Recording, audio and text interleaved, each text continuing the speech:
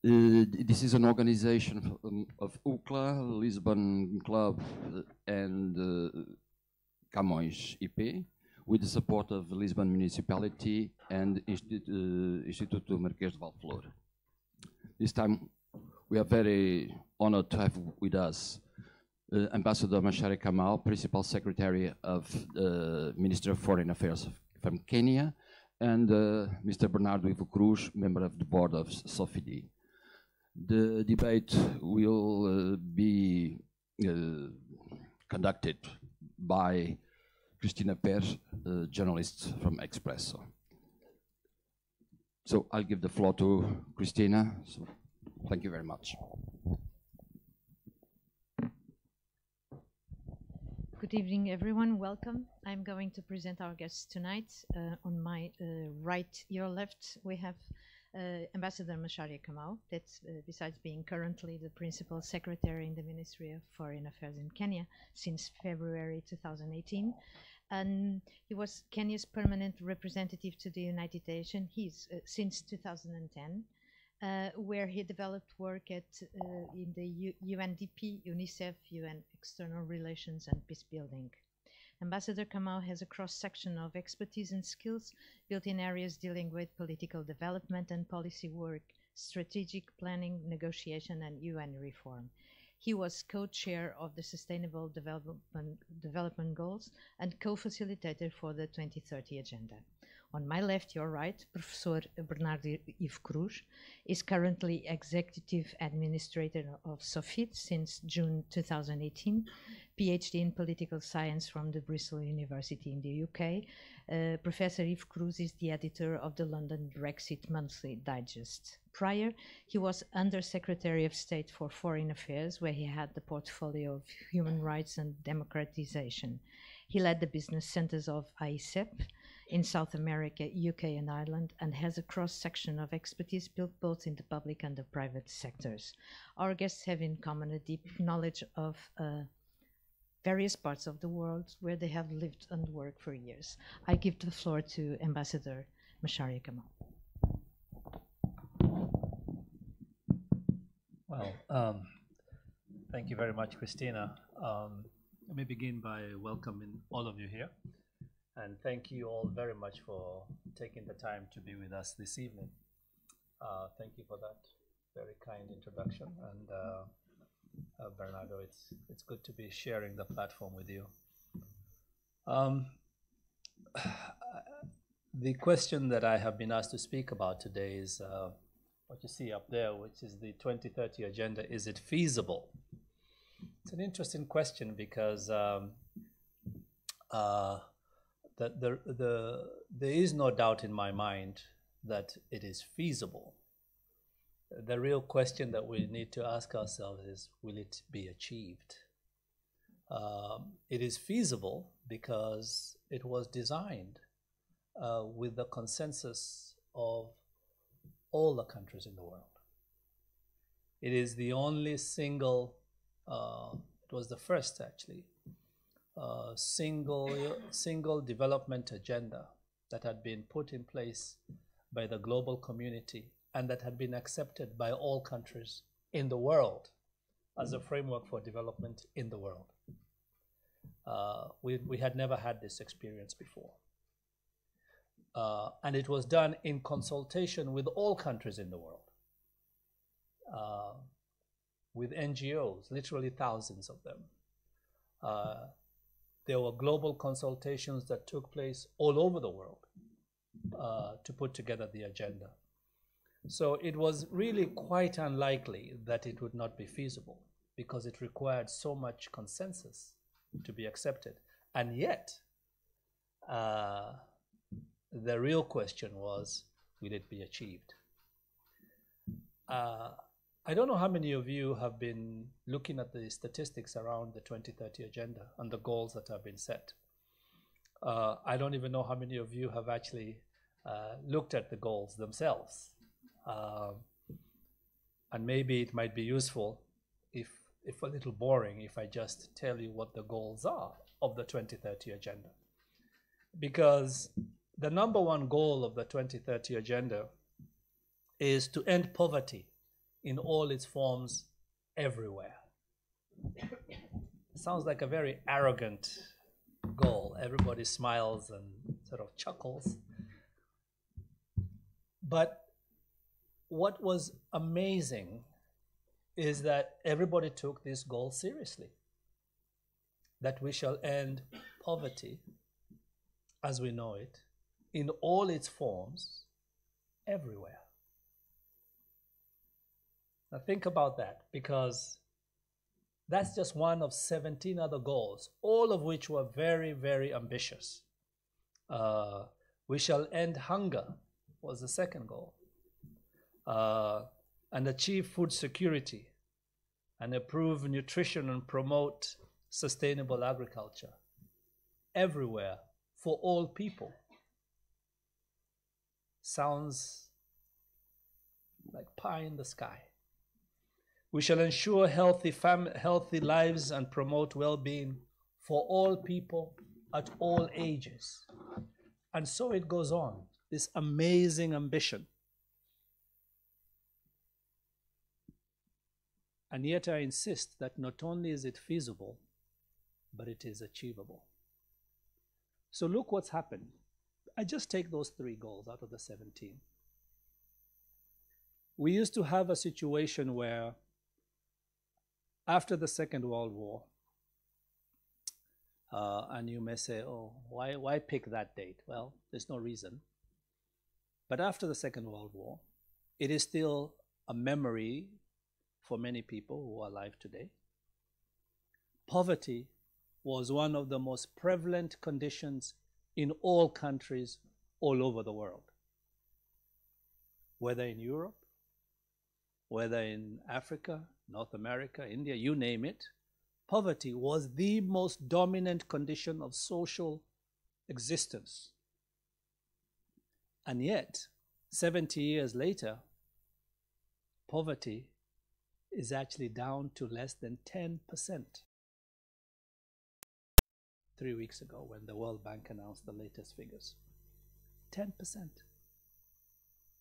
Now, 10% is still a lot of people. We're talking about 700 million people living in poverty. But it is a phenomenal transformation between where we were in 1960, where we were in 1990, and where we are today. We have made amazing progress globally. And there's no reason why we cannot continue to make this phenomenal progress. So this agenda that we set ourselves was not an agenda that was dreaming about what we wish. It was an agenda that had looked at the trends of the last 40, 50, 60 years and projected into the future and recognized that we had an opportunity, if we could all come together, do things systematically together, to reach those who have been left furthest behind, those from the poorest country, those from the poorest communities, even in developed countries, reach out to them and pull them out of poverty by giving them food security, by ensuring better health for them, by giving them access to good education, by giving them access to skills, and so on and so forth. That it was actually doable, that we could create greater equality and greater equity in all our societies everywhere. Because if we did, we would have a better world. And so we had these goals that had to do with health, education, food, and so on and so forth. We had a second set of goals that were dealing with the planet, that were dealing with the ecosystem in which we live. It's all very well to get rid of poverty. It's all very well to give people better health. It's all very well to give you good skills and good education. But if you live in a rotten world, a world where pollution is creating cancers, where the environment is beginning to attack our own existence through climate change, through the collapse of our biodiversity, what's the point? Because for the first time in history, we as human beings had become so aggressive in the way in which we implemented development that we were destroying the very world that was sustaining us. So we put in goals to protect our forests, to protect our ecosystems, to protect our climate, to protect our water. Because we recognize that if we didn't do that, we would not have a planet to live in. And again, people rolled their eyes and said, it'll never happen. But in a short few years, this ambition has captured the imagination of the world. Young people everywhere are acting out the 2030 agenda. They are demanding that their governments, that their policies of their governments, that their companies behave in a manner that protects our ecosystems in which we live, that protects our planets, that ensures that this world is a world that we can live well in and that we can leave for our children. The way we were developing in the 1950s and 60s and 70s, we were destroying the world. We were not going to be able to live a planet that was going to be livable for anybody, let alone us or the children in our future. So this agenda addressed itself to this challenge. And again, from China to the United States, from Sweden all the way down to South Africa, everybody signed on. Because everybody recognized the danger that we faced and the possibility that if we failed to protect the planet, we would all go down together. It is an ambitious agenda. Of this, there is no doubt. I wish we had run it on a screen so that you could see it, so I don't have to go through it. It is an agenda that seeks to zero out conditions that have been with us since biblical times. Since biblical times. And we have decided that in the next 15 years, we shall zero out communicable diseases. We shall zero out some non-communicable diseases. Zero out so that we don't have them anymore. That we shall not have children dying before the age of 5 ever again in the history of mankind unless it's an accident. And even accidents, we have ambitious targets for them. It is an amazing agenda. It is an amazing ambition, but it is an ambition that I believe is both feasible and achievable. And all the trends, the latest trends, if you look at all the latest trends, all the reports, whether you're looking at reports here in Portugal, because Portugal is a signatory and is assigning itself the challenge of reporting on these goals and has to report on these goals every 2 or 3 years, Portugal. If you look at the trends here in Portugal, you will see the systematic erosion of these challenges so that we can achieve these goals. And the same thing for Kenya, my country, the same thing for many, many countries in the world. There is no question that some countries are going to have a harder time. India, with its hundreds of millions of people who are still caught up in the grip of poverty. But they're all on a trajectory to achieve these goals. So that was what I wanted to say by the way of introduction. I'm happy to come back to this again, but it is something that I believe very, very strongly is not only feasible, as I said, but is achievable. And with everybody getting in on the act, with every country making its commitment, we shall see amazing successes on our planet and on our earth. Thank you very much. Thank you very much. I give the floor to Professor. Thank you. It's very hard to follow up on what's just been said. I'm going to focus on the role of private companies and private businesses to develop the SDGs. And I'm going to try to do that by giving examples. I'm going to try to avoid making statements. So I'm just going to look at what companies are actually doing and how they're using the SDGs in their day-to-day business. Let me make one or two previous remarks and comments before I start. The first thing we need to bear in mind is that companies are organizations that strive to make a profit. That's their role. That's what we expect from them. If companies do not make a profit, they will not survive. So companies will have to make a profit. The second point I'd like to make beforehand is that when a company invests in a developing country or an emerging economy, and they create jobs and they pay proper salaries, they are creating conditions for sustainable development. A family that has a job and receives a proper salary can send their kids to school instead of sending them to work, can go to a doctor when when they need to see one, have a roof on their heads and food on their table. And that is sustainable development. So the actual fact of companies driving for profit, it is in a sense a good thing for sustainable development. When the investment exists, when the job is created, when the salary is fair, it's all of that are part of a sustainable development agenda. So the private sector has a tremendous role to play in making the Agenda 2030 a feasible agenda and an achievable agenda. Now let me give you 5 examples in 2 different areas of how private businesses are using the SDGs. The first one is SDGs as a tool for private business.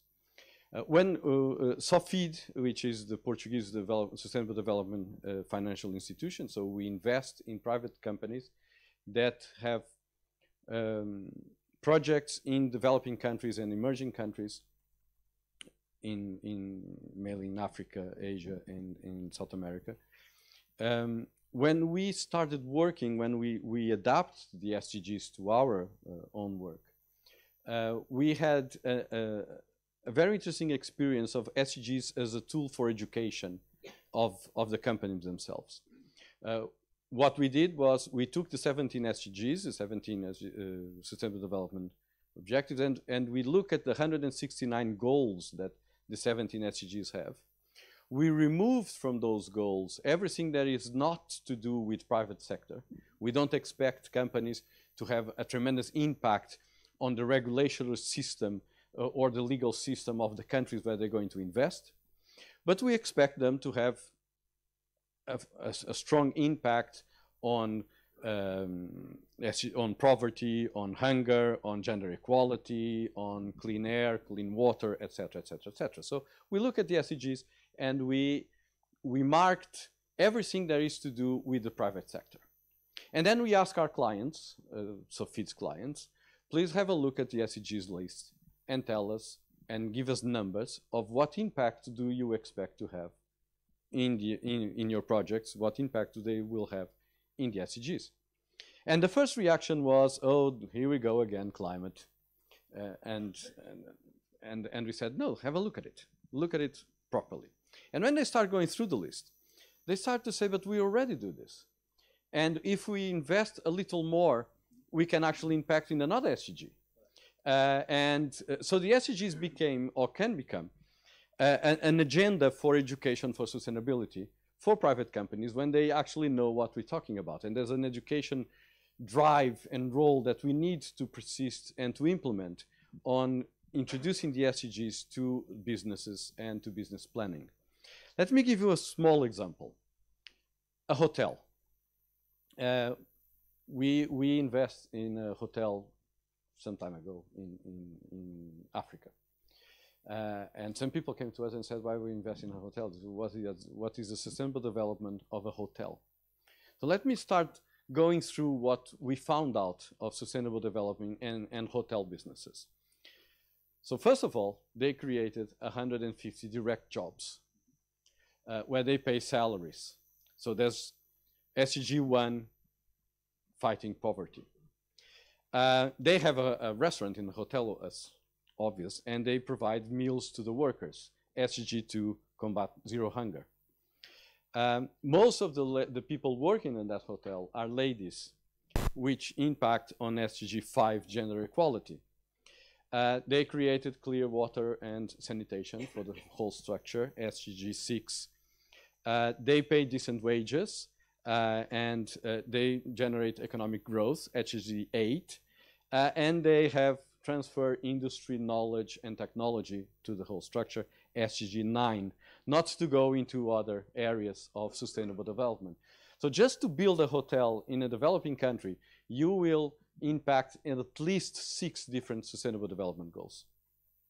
So SDG as an educational tool for businesses, for the private community, for the investor, it is a tremendous tool for implementing the sustainable development. The other thing as a tool that the SDGs did was to create a common language that was lacking in developing and in development investment. We heard this from our Norwegian colleagues from Norfund. Norfund is the Norwegian Sustainable Development Investment Agency. And they had, before the SDGs, before Agenda 2030, they had a real problem with expectations from the private sector, from the public sector, and from the communities, and from NGOs. Basically, the same words did not mean the same thing to everybody. And so the private business would go to a place and say, we're going to make a disinvestment, and we're going to improve the lives of everybody. And the expectations on the other side of the investment were absolutely different from the expectations from the business that were investing. So SDGs created a common language. We now all know what we're talking about when we're talking about investment and investment for sustainability. We know what no hunger means. We know what no poverty means. We have a catalog of criteria and a catalog of elements of, that we can check when we're doing this investment. And as a result of the SDGs, of the creation of this common language, one of the outcomes of private investment for sustainable development was that litigation went down significantly on private investment in developing countries. Because before SDGs, there was this different expectation from the result, from the outcome of the investment. When the outcome of the investment was not what was expected locally, either the local communities or NGOs acting on their behalf would then go to the Norwegian courts and say, well, this company promised something and they didn't deliver. And the company would say, no, I'm sorry, but we did deliver what we said we're going to do. Now we all know what we're talking about. And so the level of litigation between the private investor, the local communities, the governments, and the NGO community has gone down. Because we all now know what we're talking about. We have this common language that has allowed for us to have a proper conversation with all the actors around sustainability. Those are the two examples of SDGs as a tool. But let me turn to SDG as a strategy for business. And let me give you 3 different examples. The first example comes from the Netherlands and from Holland.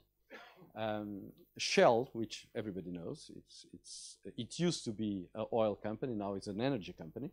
Like every oil company, now is becoming an energy company. And when Shell decided that they would no longer be an oil company, it would become an energy company, they had to start investing in renewable energies. And they went to FMO, which is Sofid in the Netherlands, and they said, we need you to invest in our sustainable energy projects in developing countries. And they said, we're very happy to, but why do you need us? You have much more money than we'll ever have. You have no need for us to invest in you. And Shell replied, we need your brand of quality in our projects. We need that an organization that is known and respected for only investing in sustainable developing projects are willing to invest in our sustainable energy development projects. So we need to show the market as a marketing tool that what we're doing is sustainable and it goes along the lines of the 2030 development agenda. So SDGs have become, for companies who want to change their perspective and the market perspective, as was just said briefly some minutes ago, one of the key the very interesting things about SDGs is that the younger generation, the millennial generation, has taken hold of the SDG agenda and are imposing and demanding from companies to provide services to them. Where are your SDGs credentials? I will buy your product, but you need to show us that you are SDG compatible. And so companies that need to change their perspective, need to change the way that the client looks at them, the market looks at them, uses SDGs as a tool to show that they are now worried about sustainability, worried about environmental sustainability, and are investing in projects that have a proper impact on sustainability. The second example I want to go back to the hotel. And now I'm going to give you a different example. Grupo Pestana, which is one of the largest groups, hotelier groups in Portugal, they have this really nice hotel in São Tomé e Príncipe in Ilhéu das Rolas. It's a pristine place with beautiful beaches, wonderful nature, and etc. And when they set up the hotel, there were 2 villages on the area of the hotel. So they went to the hotel, to the villages, and said, we're going to set up a village here, a hotel here, sorry. And we need to work with you. So we're going to do a deal with you.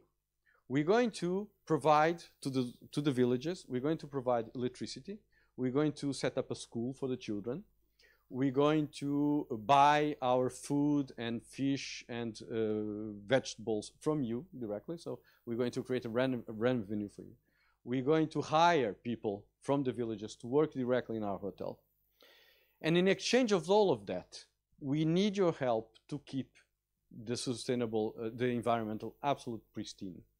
And one of the characteristics of Ilhéu das Rolas is that sea turtles go and lay their eggs at Ilhéu das Rolas. And before the hotel arrived, the eggs were part of the dietary of the villages. So they said to the people in the village, please don't eat the turtles. We need the turtles. And when they set up the school, one of the things that the children learn in the school is sustainability and save the turtles and keep the oceans and keep the environment. So everybody wins, at least the villages wins. They have hotel, they have jobs, they have a hospital, they have electricity, they have education. All of that is granted by the hotel to the villages. In exchange, the villages help to preserve the environment around the hotel. And so Pestana was able to rebrand the hotel as a sustainable development hotel to a new sort of client. And they increased the price of the stay at the hotel 2 to 3 times. So instead of charging $100, they start charging $300 for the night for the hotel. So for Pestana, SDGs is a profit strategy. We'll keep this as pristine as possible. We'll save the turtles. We'll help the local population. We'll create jobs and hospitals and schools. And we will charge 3 times more to the customer that will come to the hotel. Let me give you the last example as SDGs as a strategy, which has to do with access to financing. The Global Sustainable Investment Alliance, which is an alliance across the world that only invests, they're private businesses, private investors, they only invest in projects that have SDGs credentials. So you have to prove to them that your project is, on one hand, economically viable, because we're all talking about business, so they need to survive, they need to make a profit, they need to be economically viable, but they need also to be sustainable and to have a proper impact and a good impact on SDGs. So let me give you some numbers so you know what we're talking about. On the 2016 report, which was the last report published by the Global Sustainable Investment Alliance, there were $22.9 trillion around the world, so $23 trillion around the world of money available to invest in private projects that have SDG credentials. $30 trillion around the world. For you to have an idea, for us to be able to get to the SDGs agenda by 2030, we need to invest $5 trillion a year. 5 to 7, more or less, which 2.5 is expected to come from the private sector. So private funding alone can provide $30 trillion around the world. Of those, 12 trillion are in Europe alone. So that's $12 trillion for European companies who want to invest in projects that have impact on sustainable development. So let me go back to the beginning, and I'll end here. Companies, private companies, have a tremendous role to play in SDGs. They are part of the SDG strategy since 2015, since the Addis Ababa agenda. The world community has recognized the role of private sector in SDGs. We need the private companies to invest in SDGs, and we want them to invest in SDGs. And every time they do, regardless why they do it, they can do it because they want to make more money, they can do it because they want to change their perspective or the market's perspective on whatever they're doing. It's absolutely indifferent as long as they do it and they contribute to the 2030 agenda. Businesses are not organizations that are moved by the sense of needing to do good. They should do that too. Businesses should have a proper and a strong social responsibility agenda. No question about it. But the main drive of a business is to make a profit. I'm very happy when businesses make profit and at the same time they contribute heavily to the SDG agenda. And when we join the business side of the SDG with the public side of the SDG and the international community and the NGOs, and we all work in the same direction, I would answer that yes, the 2030 agenda is feasible. Thank you so much. Thank you so much. Well, after what you've both said, my first question goes to you, Ambassador. I quote you in September 2015. The SDGs represent a huge step change in the way we think development, the way in which we act with development, and the way in which we realize development.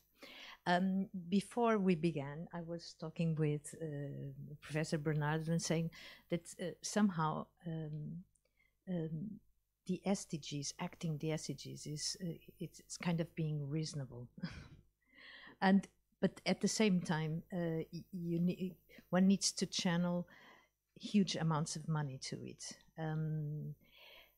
It seems very obvious for the private sector. And what about communicating to the whole of society? Actually, that's a very good question, Christina. And thank you for those examples. One of the amazing things that happened when we began discussing the Sustainable Development Goals is that people's perception of the development challenge in the world completely changed. Before we were able to put together this agenda, development was seen as something of a business of governments and philanthropists and bleeding heart liberals who worked through NGOs. This was the development paradigm that had dominated the United Nations, that had dominated the World Bank, that had dominated many of the agencies that do development work in Europe to Africa. It was going to help those poor people and, Band-Aid kind of responses, which had proved to be a miserable failure because they were not delivering the transformative outcomes that we needed. When I was speaking earlier, I was talking about an ambition that seemed almost unimaginable. No diseases, no hunger, no poverty. But to achieve this level of ambition meant that we had the first thing is think. That we can't continue to think development as a charitable act, as rich countries going to help these poor countries. forgetting that the rich countries were themselves poor 50 years ago or 60 years ago. And they did not become rich because somebody came and gave them charity. They became rich because they transformed themselves through industrialization, through education, through better health, through better infrastructure. That's how Portugal became the country it is. And it wasn't this way 70 years ago. So why can't that same model apply to all developing countries? Now, many developed countries, peoples were beginning to believe that the only way in which they were going to develop was through charitable acts from the World Bank, from donor countries. Even the word donor was an absurdity. Countries were running around calling themselves donor countries, as if that was going to change the world. And the recipients believed they were being donated to, and the donors believed they were actually donating to change the reality. This is gone. It's finished. Only the people who are still in the 20th century think this way. Those in the 21st century understand this has changed. So we have to think differently. We have to act differently because we recognize that to transform our reality, we have to do business differently. To go back to the examples that have just been given here. The money that was available for development aid in the world was about 600 million US dollars a year 5 years ago. And if you aggregated all the monies through, I'm talking about grant money, okay? So the charity model. And then if you put in the loan model, which was pretty rough on many countries, you came up to about $6 billion. That's it. The challenge that we were facing, as you just heard, to achieve sustainable development in all of the world, but particularly in developing countries, is a $6 to $7 trillion challenge. And here we were with a model that was reliant on a $6 million facility. It's an absurdity. So we challenged ourselves and challenged the international community to think differently. The story is in that book over there.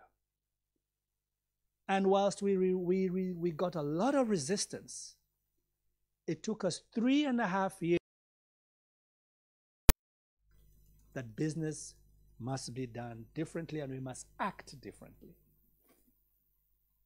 And then they began to say, you will never find the money.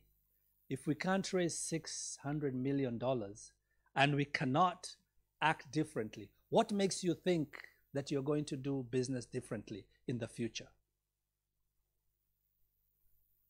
We are now raising trillions of dollars for development. Trillions. And this is 2015 when we adopted the agenda. It has caught on like wildfire. 15, 16, 17, 18, 4 years. Companies around the world are behaving completely differently. As Bernardo said, they now have a framework to think through their strategies. Trillions of dollars that had nowhere to go after the financial crisis of 2008. Money that was afraid to spend because it was going to lose, that was happy to stay in cash because it was safe in cash. Suddenly found a framework that they could use to convince their boards and their strategic managers and their expenditure managers that they can actually go out there and expend resources in areas which were considered flaky, like trees, like turtles, like helping poor children get a better education. These all became profitable propositions for companies around the world. What a miracle. And so instead of looking for 600 million, we're now looking at opportunities for trillions of dollars. So many developing countries are not breaking down the doors of donor countries. They're now looking at opportunities for business engagement, for creating investment opportunities that will transform their reality, putting in infrastructure, zeroing people's health conditions. Because if you have a healthy population, you will have a transformative population. 30 years ago, that was considered a radical socialist idea. Today, it is the engine that drives the capitalist machine. Healthy, well-educated, well-motivated populations. And we have an agenda that tells you how to do it. So we need to think differently, we needed to act differently in order to realize the transformative, universal agenda that we want. And that last word is very important, because development until 5 years ago was about rich people, people of European extraction, running off to save the rest of the world from themselves. And then we said, but there's poverty in America. There's poverty in Europe. There's hunger in America. There's hunger in Europe. What about your challenge? How are you meeting your challenges? And then we have all these non-communicable diseases that are rising in the West. What about those challenges? How are you going to save yourselves from those challenges? Because those challenges are challenges of development. And suddenly we were one together in one agenda, looking for universal solutions to the challenges that we face in our world. So not only have we solved the challenge of money and leveraged through this concept and this idea trillions of dollars for transformative development, but we have taken out of the debate that angst that only the left, to use old terms, can speak about transformation, can speak about health, can speak about food for all, can speak about better jobs. Now everybody can. A company, some of the most vocal people on the SDGs are captains of industry. They're obsessed with it because it has released their guilt and has given them a framework to be able to make a profit, succeed, achieve, and transform the world and make it a better place all at the same time. That's why I said we have to think differently, we have to act differently, and ultimately we have to realize the outcomes of the development challenge that we face globally differently. Thank you. You just laughed. I'd like to know why. And perhaps I would ask you, how is the articulation between the private sector and the public sector? And after what Ambassador Kamal has just said, I have the feeling that everything is solved, yet it's not. It isn't. We know it isn't. How? Well, it takes a long time. So all these agendas have time schedule, so time span. How do we keep on doing it, this, once they're different? That's a difficult question. As Ambassador Kamal just said, there's a movement across the world of governments, NGOs, foundations, and businesses, all working in the same direction. And you see things that you wouldn't expect to see 5 years ago or 6 years ago. The Bloomberg organization set up a very high-level group of experts to try to figure out how we can invest in development and make money out of that. And they do 5 meetings every year, Europe, US, South America in São Paulo, Asia, and two in the US, I think. But they do across the world. They bring together people from every business, investment funds, industry, services, whatever, to figure out how to identify the positive impacts of business in development. Businesses themselves are starting to accept and to incorporate the Sustainable Development Agenda. And there are difficulties still to overcome. One of the big difficulties that we have to deal with is how are we going to recognize the non-economic impact of SDGs and incorporate that into the business agendas and into the business models. We need to solve that difficulty. When we invest money, when the private sector invests money, we expect to have a feedback or return on that investment. Sometimes the return is not just money or just a financial return. There are other returns. But we need to be able to find a model that will allow us to identify those returns and to incorporate that into our spreadsheets and into what we have to present to the boards and to the stockholders, the shareholders. So there are still technical issues, and those technical issues, are being dealt with across the world. The OCDE has is doing a tremendous work on that, under the leadership of our countryman Jorge Moreira da Silva. The Bloomberg organization is working on that. Other organizations, private organizations, are working on how to do that. Enormous investment funds that would never normally look at sustainable development and investing in developing countries are now doing so. Even pension funds, who are by nature the most prudent and sage investors in the world, because they are investing with the future of people when they retire, so they have to be very, very careful where they put their money.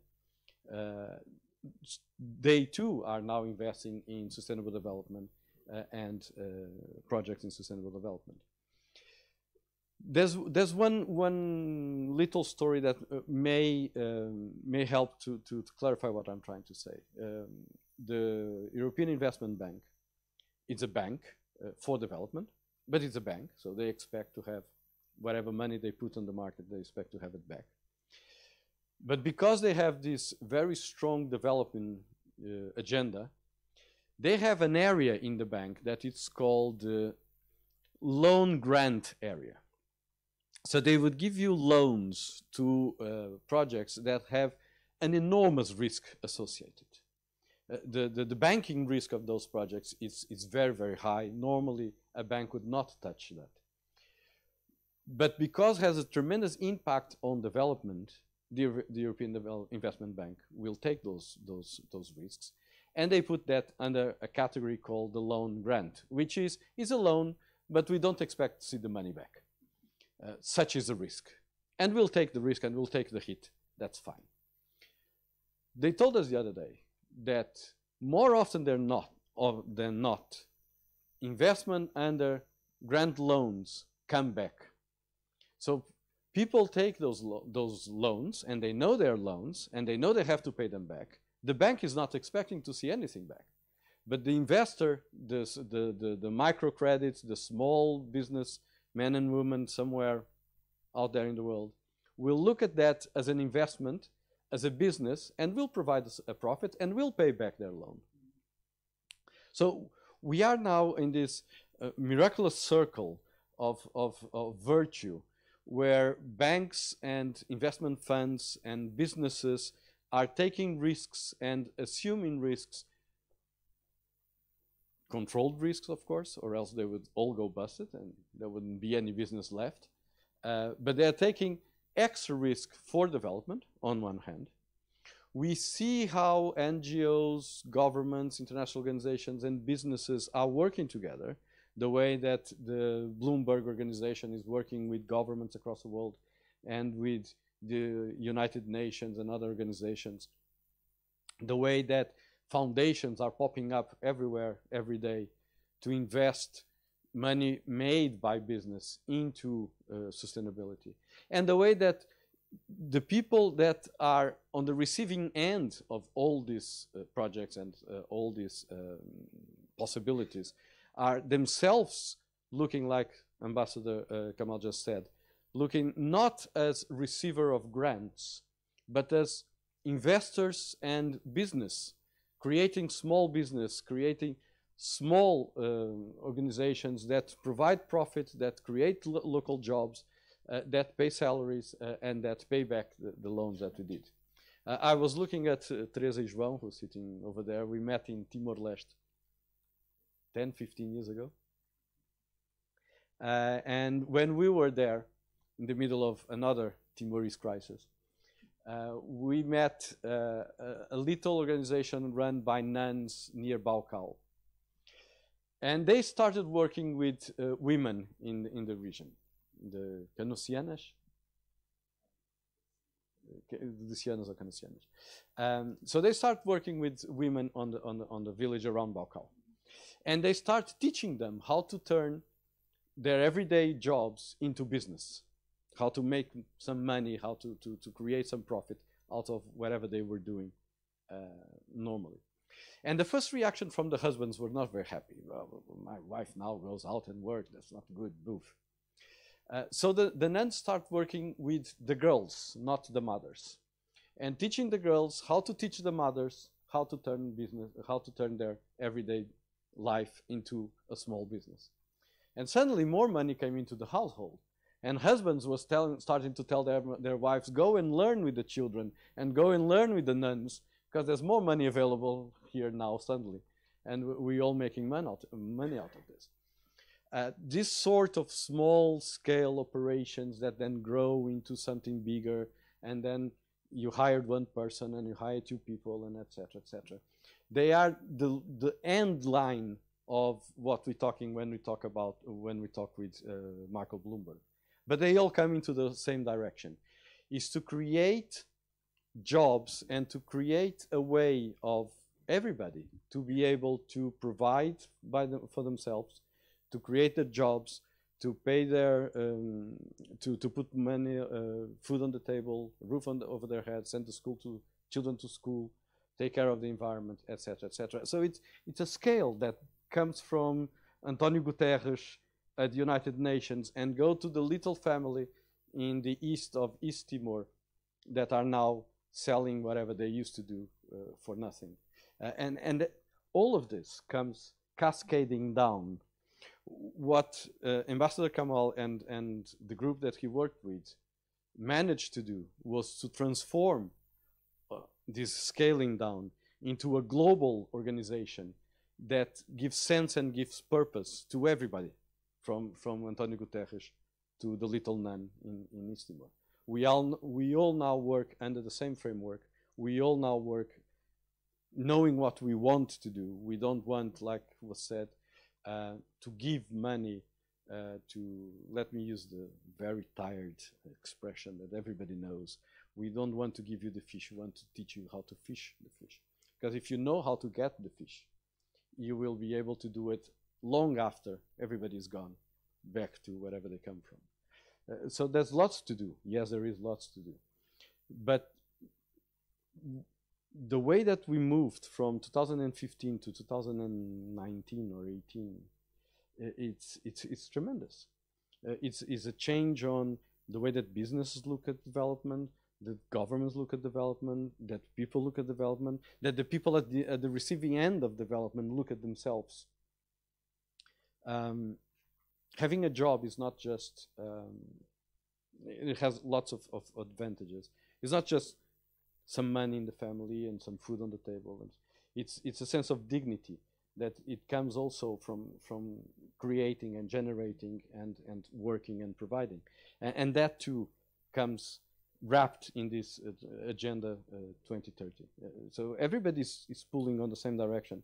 And if I can remember correctly, around environment and sustainability, there was only one time before that we saw everybody pulling in the same direction, was with the ozone layer, where the whole world suddenly came together, and businesses, NGOs, organizations, we all realized that we needed to do something, and we did. The Agenda 2030, which is much more ambitious than just the ozone layer hole, it's pulling on the same direction. It's putting everybody on the same pace, looking at the same objectives and working on the same direction. There's really good reason to be hopeful, as long as we don't go over the 1.5 degrees in the next 2 or 3 years and burn the whole country or the whole planet. I suppose we can. Well, we're talking about the mindset. Don't ouvir? We're talking about the mindset shift, which is very profound, and at the same time, I don't want to be negative about it, but on the 21st of January, Oxfam released a report where they highlighted the fact that the richest 26 people in the world own as much as the 3.8 billion poor. So inequality has become a theme impossible not to approach in this context, for example. What has gone wrong? Nothing has gone wrong. The world has just continued on its merry way. The reality is that without the 2030 agenda, you still would have ended up with those 26 very, very rich people. Because the trajectory of wealth accumulation in the capitalist system of the world is such that it accumulates to certain hands. What is different, though, and this is a fundamental difference that tends to be lost on the Oxfams of this world, is that it's different to be poor in Europe than to be poor in Kenya or Africa. The poverty that you talk about in Europe is not the same poverty that we talk about in Africa. And the point I'm making is that the contribution of the SDGs, the contribution of us fighting poverty and making sure that we are rising hundreds of millions of people out of poverty over the last 10, 20 years, is that even though you have 26 people who are as rich as 3.6 billion people, that 3.6 billion people is a lot better off today than they would have been without the Sustainable Development Goals agenda. So indeed, what Oxfam is complaining about is a legitimate complaint, but it is not a complaint about the same paradigm challenge. They are challenging the global capitalist system of accumulation. That's a completely different debate than the debate of development that we are addressing ourselves to, even though there are correlations that are very, very important. And even though we are still going to have a different agenda, hopefully, to deal with this conundrum. Inequality is an issue that we deal with in the SDGs. We have identified it as a challenge that can potentially undermine the entire global system. We see it in the rich countries now, where the politics of the rich countries have become populist, exploiting the differences in the wealth structure of societies, strangely driven by billionaires, and yet taking advantage of the contradictions that they themselves have enjoyed to become billionaires and to go into power, and associating themselves with those who they call as marginalized. So yes, we have to deal with this, and it is something that we have in the 2030 agenda. We are very specific as to what kind of levels of inequality are tolerable to sustain a society and to keep it well balanced. And Oxfam has picked on one issue, but our agenda is about 169 moving parts all calibrated to move in the same direction. And they have picked on half of one of those parts. Half of one of those parts. And perhaps even with the previous mindset of development as it was. I would like to give the floor to the audience. If there is any question, you're very welcome to ask. I can be, please. Good afternoon. Thank you for the richness of the debate, Mr. Ambassador and Professor Bernardo. I followed you quite well, and I think that you have pointed and spotted very interesting points. Although I would like to have your opinion, considering the insight and the case studies that you have put forward. I would like to know, in your opinion, how do you see the mentality of the Portuguese companies in relation to the Sustainable Development Goals? I see the companies in Portugal quite skeptical about it. I do not want to be negative, but honestly, this is how I see and this is how I feel it. Probably I'm wrong. I've done my road. I've not gone so far as you have gone. I've not reached the case studies or the examples that you have reached. But, you know, all in all, it's have your opinion, which would be quite helpful for me. Thank you very much. By the way, I'm Cristina Pérez, and I work for the Marquês de Balflor Foundation. Thank you. I'm going to be positive about this, to say two things. One, we see growing examples of companies who assume their sustainable development and their corporate responsibility. There are growing numbers of those companies. More and more we see Portuguese companies picking up the mantle of corporate responsibility as an important element, and environmental sustainability, etc., as an important element of their remit. I recognize that most of those companies are larger companies, which is not the average Portuguese company, because as we all know, most of the Portuguese companies are small and medium-sized companies. But I'm very optimistic in the sense that if we are able to work with the companies, and when we show them what the SDGs are all about, and what the 17 SDGs mean, and when we start looking through the 169 criteria for the SDGs, the reaction normally that we get is surprise. It's on one hand we didn't know. On the other hand, this is much easier than we actually thought it would be to be SDG compatible. And that education, if you want, for the SDGs is something that we all need to do. The example of the Pestana hotel that I just gave.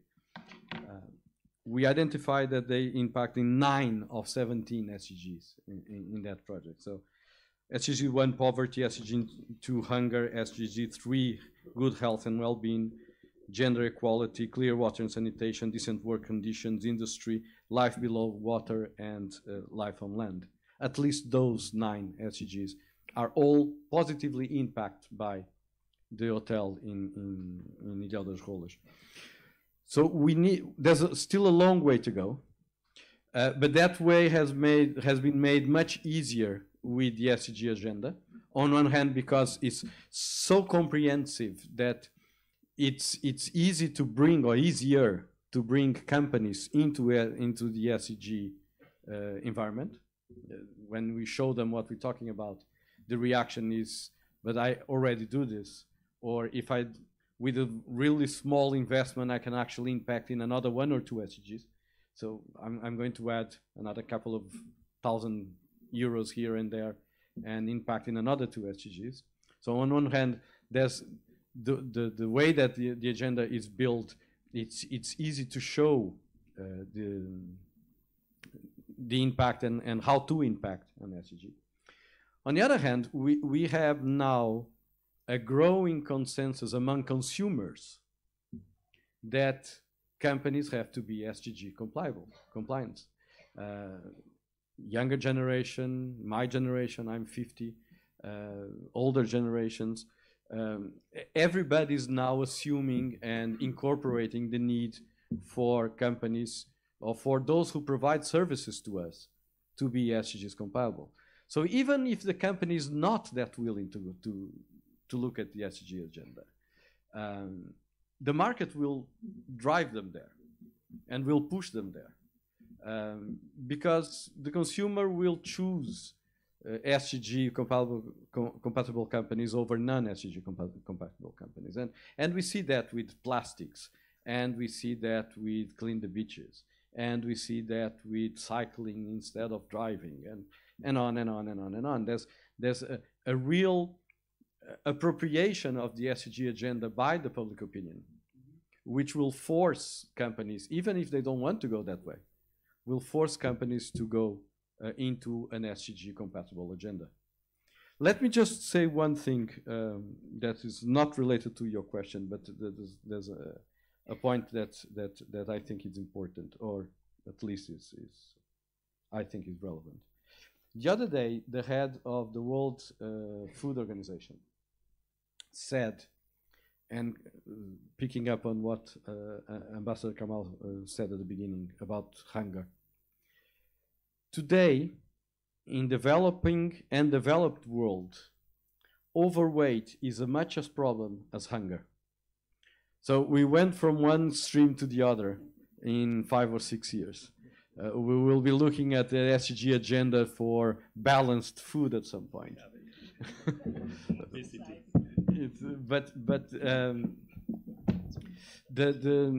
The way that development has galloped into developing world and brought all those people out of poverty, it has not been without it's with lots of merit, and if not has been without some issues that we need to address, which are completely on the other point of the scale that we imagine that we were dealing with when we started this process of fighting hunger and fighting poverty.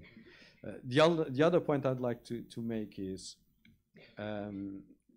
about the inequality of distribution of wealth. We need to, obviously, to bring people out of poverty, and we're doing a good job there. But then we need also to work to keep the people who we brought out of poverty. If you look at Brazil, during the government of Fernando Henrique Cardoso and the first government of Lula, regardless of whatever you may think of what Lula government did or did not do afterwards, but the combination of the Fernando Henrique Cardoso government and the first Lula government, they brought out of poverty around 40 million people. There are 40 million people who find jobs, left the slums of Rio de Janeiro and São Paulo and elsewhere, and got a better life. The crisis in Brazil in 2012, 2013, 2014 brought back to poverty a substantial number of those 40 million who had left poverty before. So we need to keep the agenda going, not only to lift people out of poverty, but to keep them out of poverty. And once you were out of poverty, then to go back to poverty, it's a horrible situation that we should not and we must not allow to happen due to whatever crisis or whatever reason. Thank you.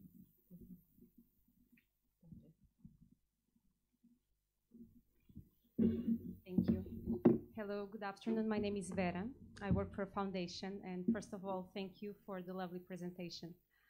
I've been hearing a lot about public and private sector involvement, but as we know, the agenda mentions involvement of everyone, including the usual suspects, which you mentioned earlier, philanthropy. So my question, or just a comment I would like to hear from the panel is, do you also see already a mindset shifting or a shift of mindset in these usual suspects, such like philanthropy? And if so, what is this change or the role philanthropy should and can occupy in this new dimension that we are talking about? Thank you. I think the question has been partially answered, and thank you very much, Vera, for the question. By saying that this framework is a framework for all. I'll tell you a story. When I was leading this process, I was subjected to threats. And some of those threats came from billionaire philanthropists who took me to dinner and would tell me that, let's be clear, that if you think you're going to upend our business model, our raison d'etre, you are in for failure, because we have the capacity to mobilize to ensure that this agenda of yours, as if it was mine, would be dead on arrival. I remember that dinner quite vividly, that one of the dinners quite vividly, because the threat was very direct. And a lot of individuals, including in the United Nations, I can say, and in other development entities around the world, felt very threatened by this agenda. And this was a member state-driven agenda. Until 2013, all international development agendas were cooked up by, to use your term, the usual suspects. They were cooked up by experts in New York, working for the United Nations, and or working in Washington at the World Bank. And they would get together and come up with the Washington Consensus. And this is how you're going to get money for your development on these terms. Money we don't want, but you're going to get it. They came up with the Millennium Development Goals, which everybody loved, but were pretty much non-starters in transforming our world, although they did set a good example to what's doable. But they were cooked up by 3 or 4 individuals working in New York on a deadline. And ultimately, they were not meant for developed countries. They were not meant to create greater prosperity. They were just a band-aid to stop the bleeding, as it were. And many philanthropists had become enamored of the Millennium Development Goals. And so the entire business model was built around the Millennium Development Goals.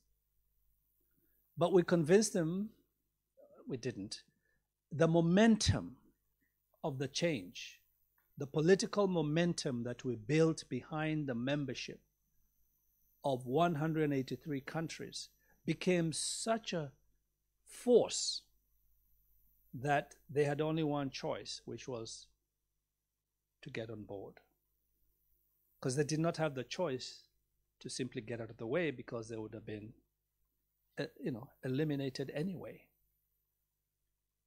But like businesses, they were besides themselves and are besides themselves when once it was all adopted, after a 36-hour non-stop marathon debate the last day, because that's how it works in the UN, once the gavel was hit and they realized that the die was cast and they could never get away from it, they loved it.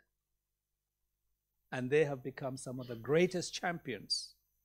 So if you hear some of the most wealthiest people on God's earth, the ones that were been spoken about a little earlier, who are now great philanthropists, the SDGs and the 2030 agenda has given them all a new lease of life. Because like business, they have found a way to shed some of the guilt, to manage their own expectations in the context of the 2030 agenda. That's the cynical view. The positive view is that they were always there with us. They helped us a lot. They worked with us to develop the 2030 agenda. They contributed a lot of money, by the way, to help us get there once they realized we were going to get there and once they realized the value of this. One philanthropist gave us $200 million just to manage the processes because it was so expensive to have to go around the world and do all of this work. $200 million cash. And it was very, very important to get us there. So I'm not saying it was all negative. One little question a little story I want to tell, nothing to do with your question, but to illustrate the power of this agenda. The second most polluting industry on earth, I don't know who knows the most polluting industry on earth, the most damaging industry on earth. Does anybody know? Want to take a hazard a guess? Okay, let me make it easier for you. Who knows the second most polluting industry on earth? It came as a surprise to me. And it only happened 2 months ago at the Blue Economy Conference that we had in Nairobi, Kenya. My daughter is in the fashion industry. And she said to me, oh, well, you know, Daddy, I don't know what this silly conference of yours is about, but we're going to come anyway. I said, well, thank you very much. And she said, no, not only are we coming, we're going to have a fashion show. I said, why? We're having a serious Blue Economy Conference, thank you very much. You know, she says, oh, no. You won't believe this. And then she gave me this lecture, which floored me because my daughter is in the fashion industry. And her entire worldview is about the logistics of getting clothes produced, marketed, sold, and accounted for. She's in the what they call fashion logistics line. But then she told me, you won't believe it, that fashion and the fashion industry is the second most polluting industry on earth. Because the way we go through clothes, the way we have developed this attitude on earth that we can no longer wear clothes for life. It used to be our grandparents wore a suit for life. You knew your grandparent coming from a mile away. Same suit, same, not true? Yeah. Same suit, same shoes. I mean, the shoe, all our shoes were like this in the 60s and 70s because they were so worn out. You had to go and replace the sole. Where do you go to replace the sole these days? Nobody knows. We throw it out. So the throwaway industry, shirts are thrown away, ties are thrown away, suits are worn for 2-3 years and thrown away. And the fashion industry is feeling very guilty about it because they are the ones who've been pushing. And they're polluting the rivers, killing the fish, polluting everything in sight. And China, of course, is bearing the brunt of it because their rivers are all dead of fish and many, many other things. So here is an industry that thought it did no harm. How can a model possibly do any harm? But indeed, this industry, which is so distant from development in its attitude and its style and its affluence and its glamour, is one of the most, if not the most, polluting industry and the most damaging industry to our planet. It's an interesting thing to think about. And this has been brought to the forefront because of the Sustainable Development Goals and the 2030 Agenda. So that's what I mean by the power of this agenda and the transformative force that it has to make this world a better place. Thank you very much. We are approaching the end of this. Okay. Is there any other question? Ambassador, I would like... Oops.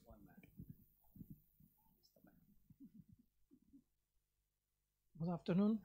My name is Fernando. I am an engineer. I've been for the last 30 years involved with assisting on the ground development in Africa, from Morocco to South Africa, living the realities of day-to-day implementation of projects, basically in rural areas, remote areas where the development is really needed for the improvement of the lives of populations.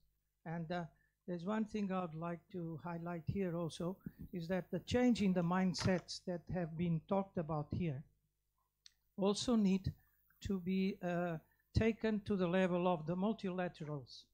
Because when the monies become available, as I'm talking here about the case of the grant funds especially, and African Development Bank's funds, European Union funds, especially and World Bank, but especially the European Union case, the EDF funds. As you know, now the new Cotonou agenda is being discussed, and it will also bring into the loop the private sector participation, and it is in the line of what you have been talking about. But there's one thing, an example, you are giving examples that I lived on the ground, which puzzled me and shows that the interests also of the individual members of groups that should look into the development together and talk about putting monies together in the pots, the individual interests then also go in front and sometimes have a shock with the interest of the group. For example, in Tanzania, there was a major project funded by the European Union, also co-funded by the German KfW. And they were developing a huge system of water and a reticulation of water network for medium-sized villages and then medium-sized also cities, 50,000. And when we did some monitoring of the project on the ground, I had to make a report explaining what I saw. In some of the areas, I met the responsible contractors for the placing of the pipes. So they were dredging and they were putting the pipes, and suddenly the lines that were straight stopped in around villages where they had to put bands and continue. So all the lines that were, straight were put down, and then the whole work stopped. The populations of the villages, we were waiting for 1 year. Nothing would happen. The engineers and the teams were all there. The machine stopped. Now, the contractors came from India, all Indian contractors. No supervision from the European Union, and the monies were of the European Union together with the German funds were managed directly by the KfW teams who had a responsible. And when I asked the engineer, why is this, don't you act, don't you do anything? It's my money, European Union taxpayer and other monies. And then he said, you live in a virtual world. I said, what? Do you know who, in the hands of whom is the economy of Tanzania? India. Do you think we are going to question why this is happening? Because we are a bank, KfW, we have German interests, and we obviously cannot put at stake the future of our continuous assistance to Tanzania. Now, when these things happen, you also need to change the mindset and have proper supervision, proper follow-up of the monies that are grant funds to countries where the populations are just waiting to have potable water for their development. We need to also look into that. We need to look, now that Dr. Bernardo is there, talking so much about SOFID and the monies that are available to Portuguese companies with the European Investment Bank putting a lot of money. Yes, but supervision, technical assistance, proper follow-up, otherwise you're going to lose a lot of money doing nothing, and populations are waiting for development. Thank you. I'm not aware. I'm not going to comment on the particular case. I'm going just to say one thing. The governance of international sustainable development and the way that organizations and companies and governments now work are much more streamlined than they were before. Of course, there will always be problems. There always be problems. But the way that the systems are now integrated and working, there much more governance and good governance and control and checks and balances and extra checks and extra balances on everything that is done.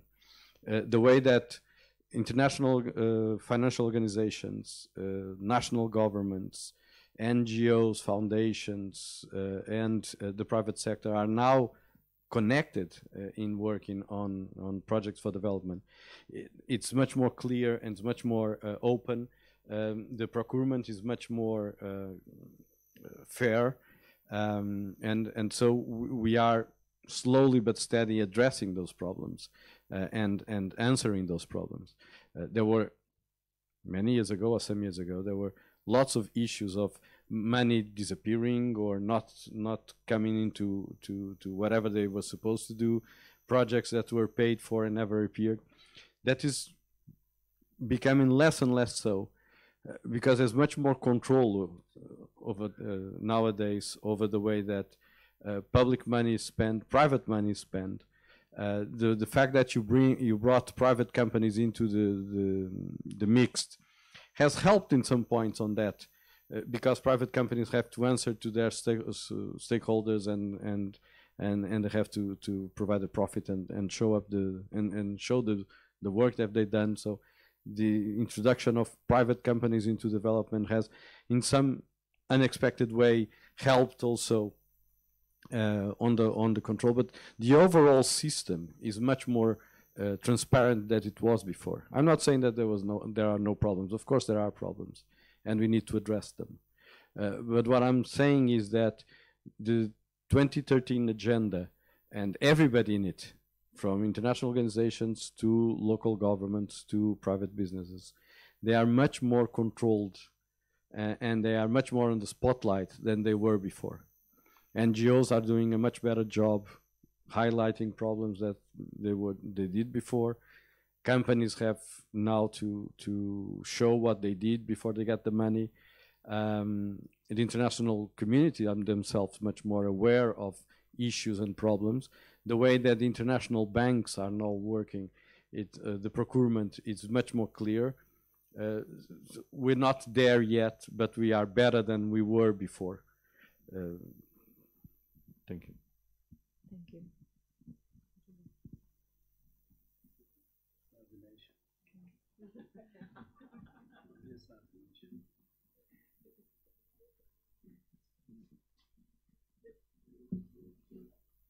Thank you very much for those discussions. A very powerful agenda, but I would have liked to hear more about, to clarify and also to make it more outside, the clubs that we know, the people we know, who is monitoring all this, and how is the structure of monitoring, so that monitoring the implementation, the review of the implementation, because that's when then it will become a solid agenda moving forward. We're out of time, so I won't give you the long version of the answer. The short version of the answer is that we have a system, a global system that's been put in place through the Economic and Social Council of the United Nations. We have a global monitoring system based on the 169 targets. We have conferences, including the conference that will be taking place here in Portugal next year, the Oceans Conference, on the 2020 conference.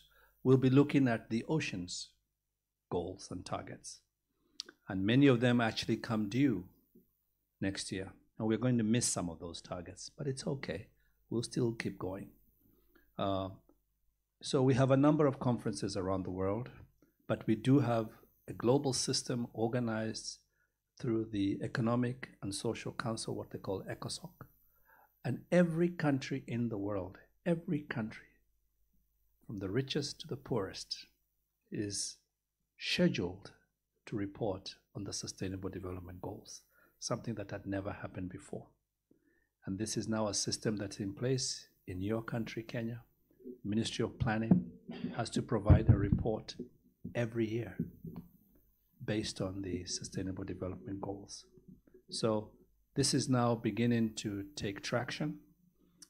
Institutions are also supposed to report. So the World Bank is no longer off the hook. It's just not pointing fingers. It too has to report how it is achieving. Private sector companies, through their own entities, are now organizing themselves to report as well. So there's a global reporting mechanism that's in place. And that has given actually us confidence. We may not meet all the targets, and we will not meet. The world hasn't changed, hasn't suddenly become perfect. The world is the same world. It's just that we now have a better, more structured framework. And that's why the World Bank 2 weeks ago reported about the poverty goals and said that we are ahead of the trajectory. Who would have thought that we would be ahead on this one? But we still have 789 million people that need to be pulled out of poverty. And we only have a few years to go before 2030. Is there any other question? As I was looking to this side, I see transforming multilateral diplomacy. So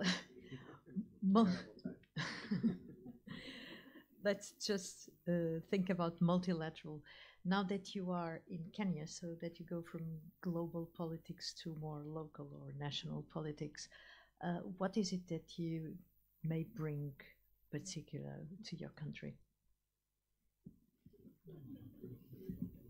We are not your electorate. Yeah. Thank God I'm not an elected official.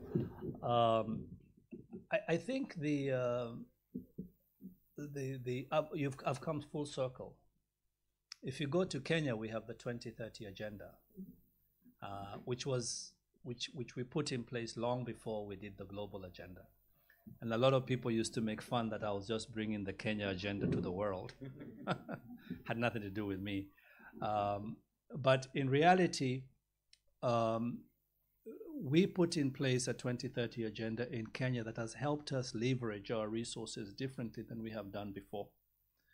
And we had done this without the vision of the UN process. This was before the UN process commenced. But my experience is that I've come home. I have immense experience in the area of multilateral diplomacy.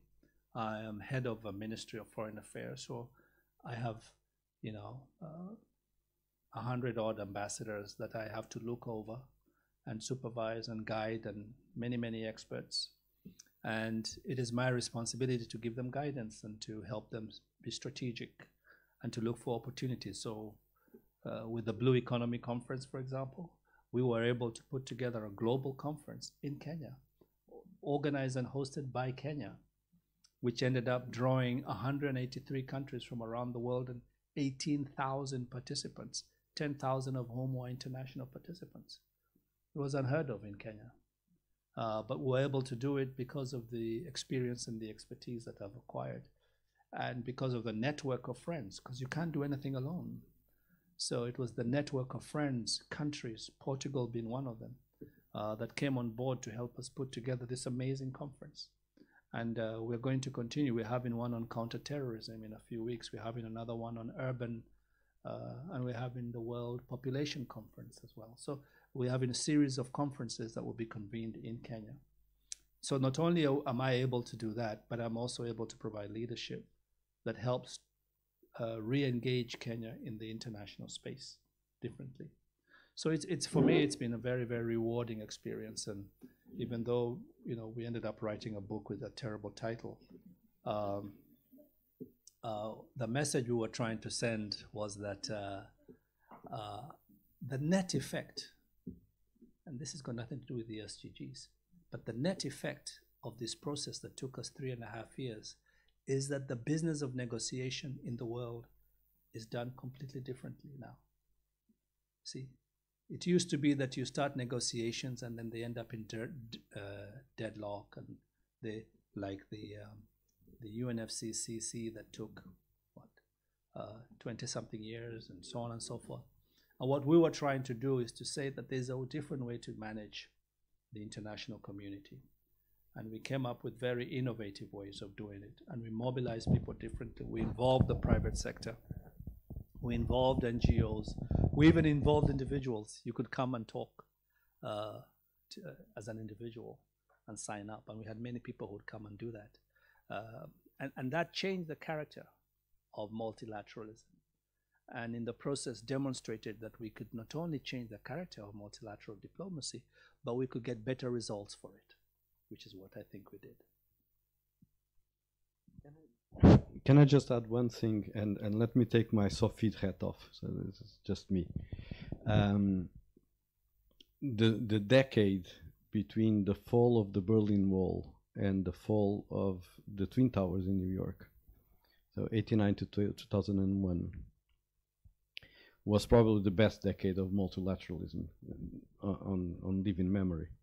And during that decade, we managed to solve an enormous amount of problems around the world. We solved apartheid in South Africa, the war in Kosovo, democratization in Eastern Europe. We almost solved the Middle East conflict if it wasn't for the death of Rabin in Jerusalem. It was probably the best decade in many, many years, surely since the Second World War. So I'm not so critical about the transformation of multilateral diplomacy. I think that decade shows us that multilateralism has the capacity to change and to do things. It wasn't as strong to survive 9/11, but the periods between the two walls, the Berlin Wall and the Twin Towers in New York, show us that multilateralism has a tremendous capacity to improve on lives of people all around the world. So I'm happy about your title. If I can, if I can add something, it's like a different world if we think about 2015, where the SDGs were achieved. We had the climate agreement in Paris, and also the nuclear deal, and there are a few drawbacks already. So, like 2 or 3 years afterwards. Anyway, I think we can close this meeting now. I thank very much to your wonderful contributions, and thank you very much.